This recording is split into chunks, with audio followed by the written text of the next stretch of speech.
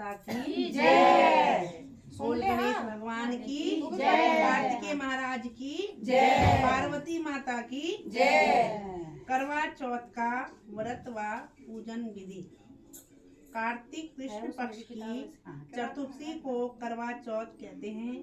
इसमें गणेश जी का पूजन करके उन्हें पूजन दान से प्रसन्न किया जाता है। इसका विधान चैत्र की चतुर्थी में लिख दिया है, परंतु विशेषता यह है कि इसमें गेहूं का करवा भरकर पूजन किया जाता है और विवाहित लड़कियों के यहाँ चीनी के करवे पीहर से भेजे जाते हैं, यानी मायके से भेजे जाते हैं। इसमें निम्नलिखित कहानी सुनकर चंद्रोदय में अर्घ्य देकर व्रत खोला जाता है। करवा चौथ व्रत की कथा। एक साहूकार के 7 लड़के और एक लड़की थी। एक साहूकार था, उसकी एक लड़की थी और 7 लड़के थे। सेठानी के सहित उसकी बहुओं और बेटी ने करवा चौथ का व्रत रखा था। रात्रि को साहूकार के लड़के भोजन करने लगे तो उन्होंने अपनी बहन से भोजन के लिए कहा। इस पर बहन ने उत्तर दिया, भाई अभी चांद नहीं निकला है, इसके निकलने पर ही अर्घ देकर भोजन करूंगी।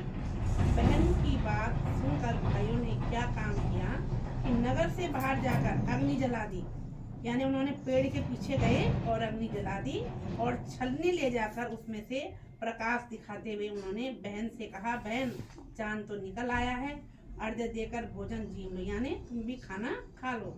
यह सुन उसने अपनी भाभियों से कहा, आओ तुम भी चंद्रमा को अर्घ दे दो। परंतु भाभी तो इस कांड को बहुत अच्छे ढंग से जानती थी। उन्होंने कहा, बाई जी यानी ननद जी, अभी चांद नहीं निकला है, तेरे भाई तो तेरे से धोखा करते हुए अग्नि का प्रकाश छलनी से दिखा रहे हैं। उसकी भाभीियों ने बता दिया था कि तेरे भाई धोखा कर रहे हैं तुम्हारे साथ, और वो इसलिए धोखा कर रहे हैं कि हमारी बहन भूखी ना रहे। भाभीियों की बात सुनकर भी उसने कुछ ध्यान नहीं दिया। वह भाइयों द्वारा दिखाए प्रकाश को ही अर्घ देकर भोजन कर लिया। भाभी पे विश्वास नहीं था, विश्वास किस पे था? भाइयों पे था। और भाभी की बात पे विश्वास न करके उसने सोचा मेरे भाई तो सच कह रहे हैं, और उसने क्या किया, जो मतलब कृत्रिम प्रकाश था, जो छलनी द्वारा जो प्रकाश दिखाया गया था, उसको उसने मान लिया और क्या किया, व्रत खोल दिया। इस प्रकार व्रत करने से गणेश जी उस पर अप्रसन्न हो गए, नाराज हो गए गणेश जी। उसके बाद उसका पति सख्त बीमार हो गया और जो कुछ धन घर में था उसकी बीमारी में लग गया। ये होता है मतलब धोखे का नतीजा। बिना सोचे समझे जो काम करता है, यदि वो अपनी भाभी की बात पे विश्वास कर लेती तो शायद ऐसा नहीं होता, लेकिन वो भाइयों के प्रेम में इतनी अंधी थी कि उसने अपने भाइयों की बात उसे बिल्कुल सच लगी।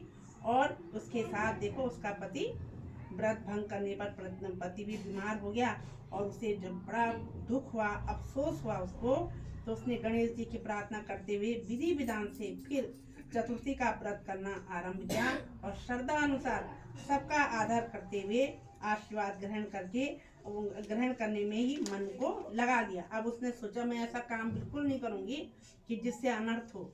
इस प्रकार उसके श्रद्धा भक्ति सहित कर्म को देखकर भगवान गणेश उस पर प्रसन्न हो गए और उसके पति को जीवन दान देकर उसे आरोग्य करने के पश्चात वह संपत्ति से युक्त कर दिया। इस प्रकार जो कोई छल कपट को त्याग कर श्रद्धा भक्ति से चतुर्थी का व्रत करेंगे वे सब प्रकार से सुखी होते हुए क्लेशों से मुक्त हो जाएंगे। बोल करवा माता की जय, महाराज की जय, गणेश भगवान की जय, माँ पार्वती माता की जय। तो हमें ऐसा काम नहीं करना चाहिए कि किसी की बातों पर विश्वास करो।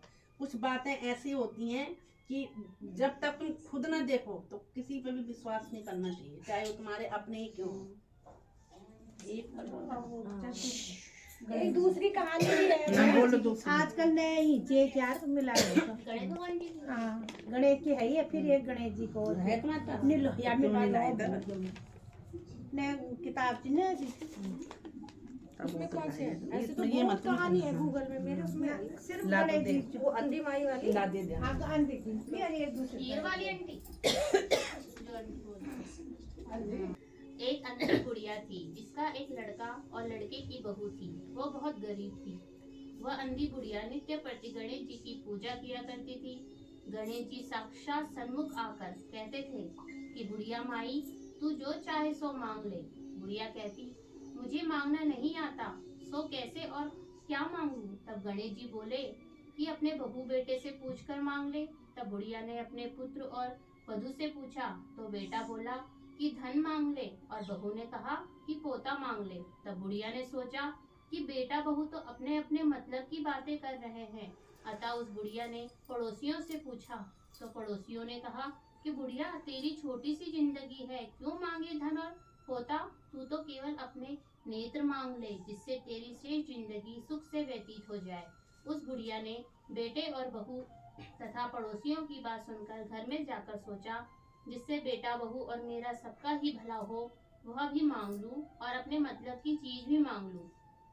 जब दूसरे दिन श्री गणेश जी आए और बोले, बोल बुढ़िया क्या मांगती है? हमारा वचन है तू जो तू मांगेगी सो ही पाएगी। गणेश जी के वचन सुनकर बुढ़िया बोली, हे गणराज, यदि आप मुझ पर प्रसन्न हैं तो मुझे 9 करोड़ की माया दें, निरोगी काया दें, अमर सुहाग दें, आंखों में प्रकाश दें, नाती पोता दें और समस्त परिवार को सुख दें और अंत में मोक्ष दें। बुढ़िया की बात सुनकर गणेश जी बोले, बुढ़िया माँ, तूने तो मुझे ठग लिया।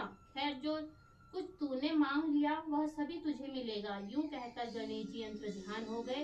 हे गणेश जी, जैसे बुढ़िया माँ को मांगे अनुसार आपने सब कुछ दिया है, वैसे ही सबको देना और हमको भी देने की कृपा करना।